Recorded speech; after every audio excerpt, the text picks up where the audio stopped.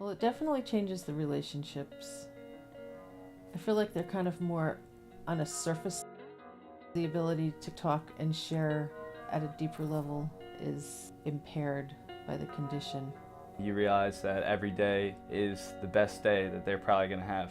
I think the most difficult thing is being aware that you're losing your capabilities. 5 years ago, he was the all-knowing, go to him for anything, and now it's completely reversed. I really didn't know that much about it. I didn't know that it was a terminal illness. I didn't know what the life expectancy was or the complications that can affect a person or the family. And he comes to us for help buttoning his shirt. It was like, that's me. I can do many things. Now I can do, very little things. He's still the same person. He still has the same personality, the same goofy sense of humor, but he used to care for me, and now me and my mom have to care for him.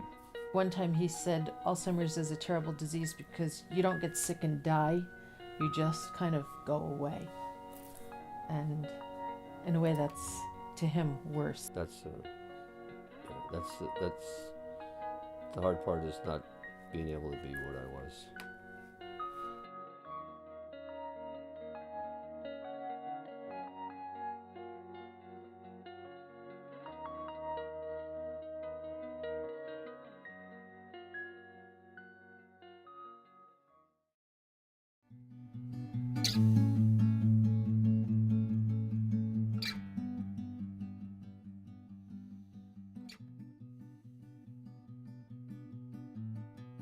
Well, a few years ago, Dave was working for IBM, and he started having some trouble at work and some trouble remembering things and concentrating, and he just thought he was kind of stressed out and he had too many things going on. He knew everything. I could come to him with any question. He would have the answer for whatever it was. And then I was 12 or 13, and then I started to talk to my mom, and I was just like, Dad is acting funny. That's all it was at the time, was just Dad's being weird, Dad's being funny. I don't know what it is. And then it got to the point where I used to give him notes to give to the doctor and say, there's really something wrong with my husband. He's really having a lot of trouble doing things and focusing and remembering. Please take his concerns seriously, because I really think there's something wrong. And then that's when they did tests. They originally thought it was the neurological Lyme disease. They did lumbar punctures and all these tests. But we were still blaming it on the Lyme disease. And so eventually we went up to the Leahy Clinic in Boston, and we saw a specialist who ran some tests, and they eventually came to the conclusion that it was early onset Alzheimer's.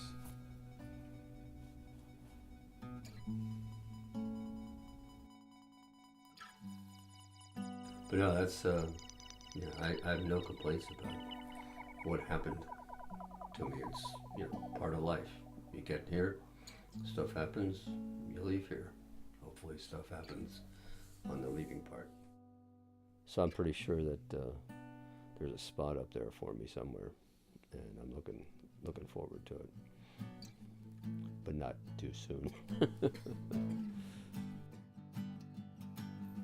I go to a support group where there's a bunch of different people who care for their husbands, or they care for their parents, or other various relatives. And it seems like people with Alzheimer's, some of them completely stay in denial that they have Alzheimer's. They don't want anybody to know. Maybe they kind of have an inkling, but they don't want to share that with anybody. Whereas Dave, on the other hand, he could meet a complete stranger and the first thing out of his mouth is, "Hi, my name is Dave and I have Alzheimer's." I need your first and last name. Yeah. Today's date, if possible. Oof. And Hang on. how you'd like to be credited. Yeah. Get my little note.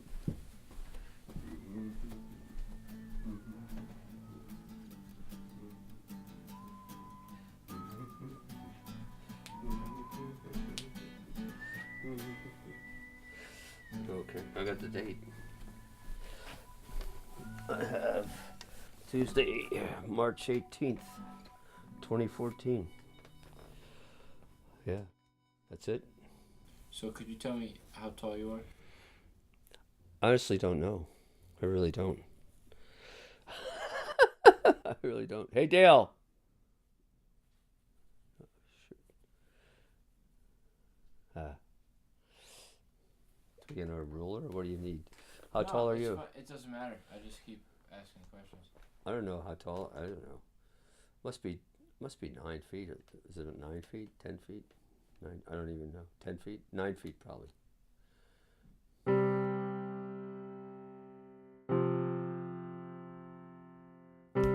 Well, in his case, initially, it wasn't obvious to us what was wrong with him. And we thought he might have Lyme disease. We thought he might have fibromyalgia. We didn't really think he'd have Alzheimer's. And it was a really frustrating process. The hardest part is just accepting it. Just accepting that we're his caregivers. In the beginning there were fights because we didn't know that it's our job to take care of him. Like it's not that it's a bad thing, it's a blessing that all this is going down, but it was our job to make sure that he didn't burn the house down and he took care of himself and he stayed clean and healthy. He can't remember how to use the microwave. We got rid of the toaster oven because he almost burned the house down because he couldn't remember how to use it. But I'm just worried that the Alzheimer's will make him do something that will affect him or hurt him or kill him even. Like one time I came home and he had the microwave. Yeah, he had the oven on with nothing in it and the microwave set for like 25 hours and he was asleep on the couch. And luckily I got there like just a couple minutes into it. But in the family, it's really hard for him to think about like serious issues or discuss like plans or the future or talk about, situations that come up. So it just takes me away from who I was, but I try not to, I know who I am and I know what I was. I just don't know what I'm turning into. Boom. I know that the scientific makeup of Alzheimer's is the same as like a professional football player who had like 20 concussions. And that all happens because in the beginning stages there are these things called amyloids. And these amyloids start to build up in the brain.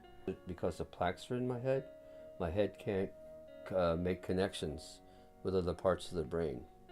And just because of that, I don't know if it's a disorder, but it's certainly a defect, if you will, if you want to call it that. So until they can get that crap out of my head, or do something else to make it work, or make better connections, I'm gonna die. It's gonna be ugly, because that's what happens when people have this kind of disease. Well, I was thinking how important she is. She's always been important, but instead of a two-person, well, not two-person, but husband and wife, there's still that, but she's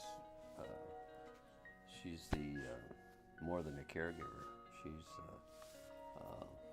the money person now, because I don't have a job, and that's how hard, to not be able to support the family, so all that falls on Dale, and I think that's just it's really hard. I don't know if it is hard. You do so much, it's incredible. Well, honey, I'm sure glad I got you for a wife. I tell you that. I couldn't have had a better one, I'm sure. Well, that's sweet, honey. Thank you. Boom. So get 2 wives. Nice. That'd be tough. Legal restriction. Have to move to Utah. Yeah, there you go. Yeah, it's gonna get ugly in a way. It's like, the adult and the kid. Now I'm the kid and you're the adult. I better be careful with that one. We don't know the day that he's going to wake up and forget everybody's name,